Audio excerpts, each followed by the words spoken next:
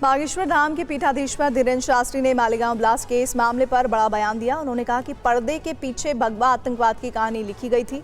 सुनिए।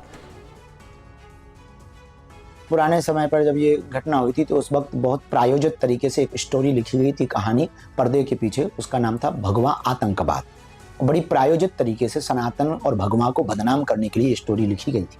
लेकिन बहुत दिन बाद ही सही ये सिद्ध हो गया, भगवा आतंकवाद नहीं होता, न कभी हो सकता, क्योंकि भगवा हमेशा से सबको अपना मानने वाला होता। भगवा हमेशा से सबके प्रति दया, प्रेम और करुणा बरसाने वाला होता है। इस कहानी पर पूर्णतया ब्रेक लग गया। भगवा आतंकवाद नहीं होता, न हो सकता। 17 साल पुराने मालेगांव ब्लास्ट केस पर एनआईए की स्पेशल कोर्ट ने 29 जुलाई को साध्वी प्रज्ञा समेत 7 आरोपियों को बरी कर दिया था, जिसके बाद साध्वी प्रज्ञा ने कहा था कि भगवा को बदनाम करने की बड़ी साजिश रची गई थी, जिस पर पंडित धीरेन्द्र कृष्ण शास्त्री ने आज मीडिया के सामने अपनी राय रखी है।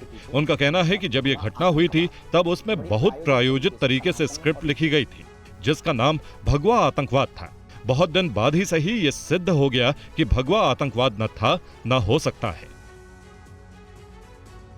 मालेगांव ब्लास्ट केस में सभी 7 अभियुक्तों को बरी कर दिया गया है, लेकिन इस मामले से जुड़े दिलीप पाटीदार और रामचंद्र उर्फ रामजी कलसांगरा को पूछताछ के लिए हिरासत में लिया गया, लेकिन ये आज तक लापता हैं। ये कहां है किसी को नहीं पता है। देखिए शुभम गुप्ता की रिपोर्ट। 17 साल पहले मालेगांव ब्लास्ट मामले में इंदौर और शाजापुर से 2 गिरफ्तारियां हुई थी। एटीएस ने पूछताछ के लिए दिलीप पाटीदार और रामचंद्र उर्फ रामजी कलसांगरा को शिकंजे में लिया। परिवार की 7 दिन तक कॉल पर बात हुई, मगर उसके बाद आज तक उन दोनों के बारे में पता नहीं चल सका। किसी को नहीं पता ये दोनों कहाँ हैं।